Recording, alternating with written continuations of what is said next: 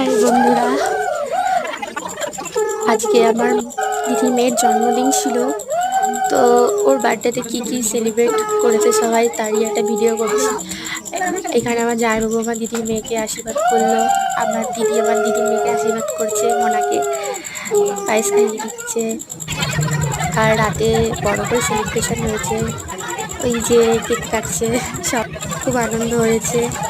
আর আমি পাশ থেকে যে কী বক করছিলাম ভগবানই জানে, যে সবাইকে ক্যাডবেরি দিচ্ছিল সব বাচ্চাদের। আর এইখানে আমার দিদি এত নাচানাচি করেছে, নিজের মেয়ের জন্মদিনে যে এত কেউ নাচে, প্রচণ্ড নেচেছে।